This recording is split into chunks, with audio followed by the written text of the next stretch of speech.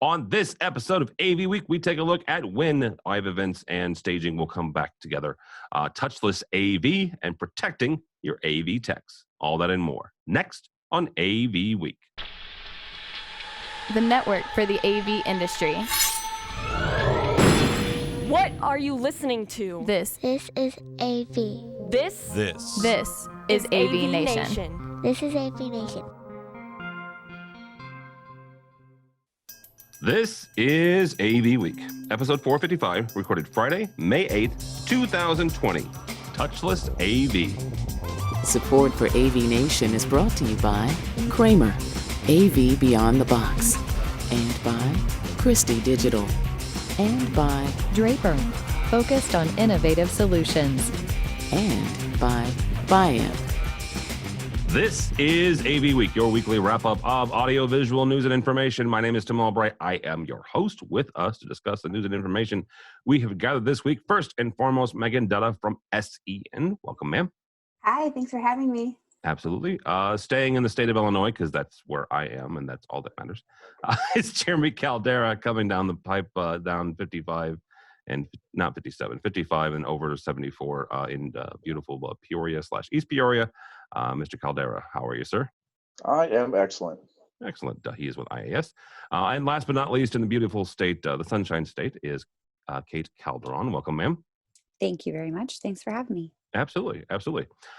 So a couple things real quick. Actually, Kate was featured this week, and we're going to talk about that real briefly. Go to our website or go to Megan's website, either one. If you want to read, actually, you have our video up there too. So if you want to read and watch, go to avnetwork.com, all of the SC and the 9. If you just want to read or watch or listen, you can go to our website. But we're featuring Megan's SC and the 9, 9 of the most promising up-and-coming young AV professionals. This week, it was Kate and 2 of her cohorts. Over the next couple of weeks, we'll be highlighting the rest of the 6. So anything about them, Megan? How wonderful they are, how awesome They're all wonderful, and you can find all the stories on their site. And we have a list on Twitter, so if you want to follow them on Twitter, because all 9 are active on Twitter. Yeah, they all are. So, all right, guys, let's kick this off. First and foremost, from our friends over at AV Magazine. September expected to be significant for events sector. This is a survey of events professionals. This is over in the UK, but it's going to translate here, I'm expecting, which is what I'm going to talk to you all about. We're all living in a virtual environment right now. Infocom has gone virtual, Infocom Connected. A number of folks are putting together virtual events instead of their usual in-person. We here at AVNation are helping out a number of folks with those as well. But September feels like a long way away, right? To be frank, ISE feels like a long way away.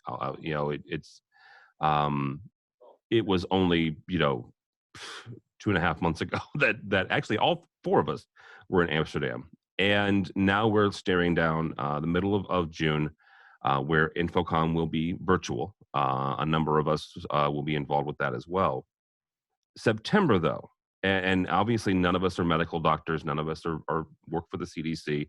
I'm not asking for a medical prognosis here. What I am asking, though, is this report and this survey too rosy, or is it pretty much in line with what you guys are hearing? Caldera, we'll start with you on this. I was very much an optimist, I'd say 2 to 3 weeks ago. I'm very much a pessimist now. Glass went from half full to half empty, right? I anticipate major stuff not opening up till at least the end of the year. Well, okay. Right? In the state of Illinois, I don't see it until 2021. In my honest opinion, in the state of Illinois, dead serious. I've actually had some meetings with some churches about, going online and going virtual and upgrading cameras and stuff like that. Can't get cameras; they're on back order till July now. So many people want them, but they are anticipating not being able to be open until at least Christmas time. Right?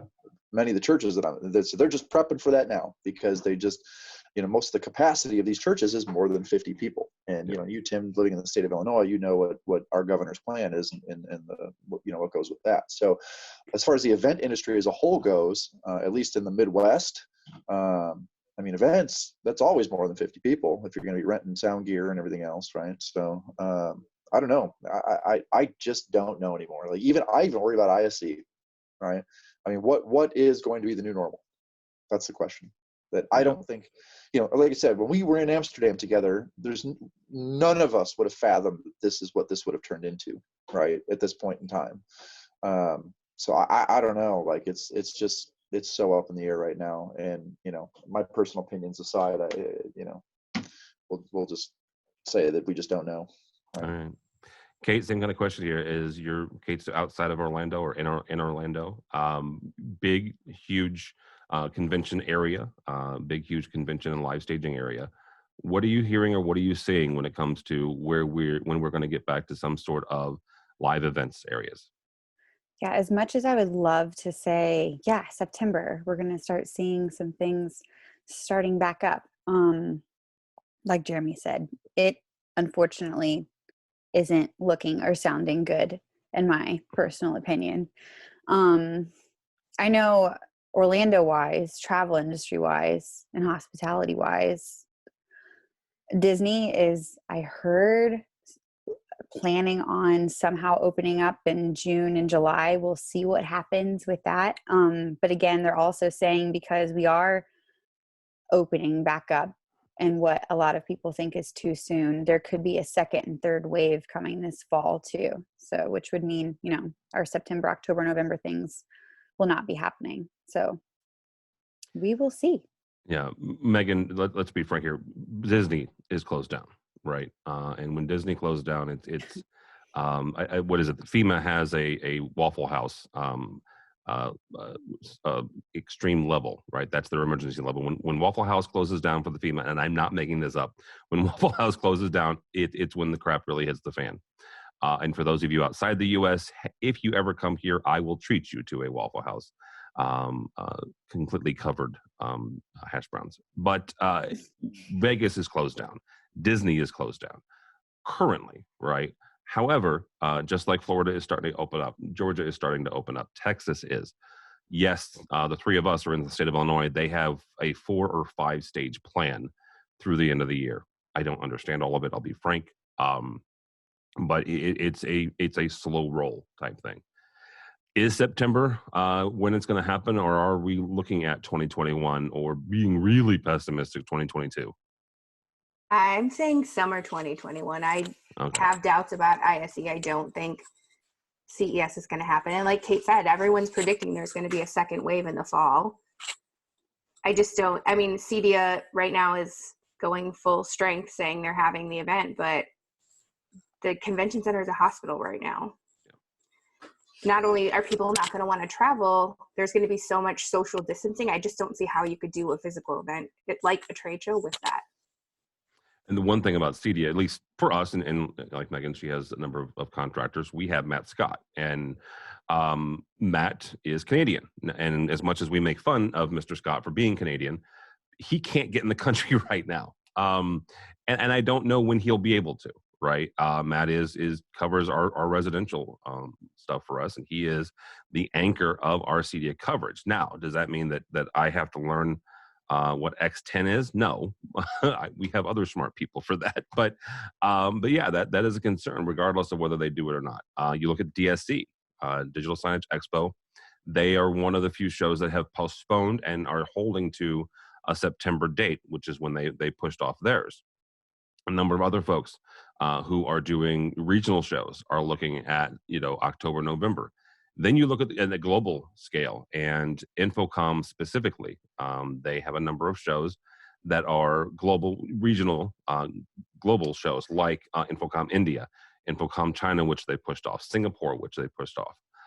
So yeah, it'll be interesting to see where we hit with the second or third wave, and when we all kind of get back to being together, I guess.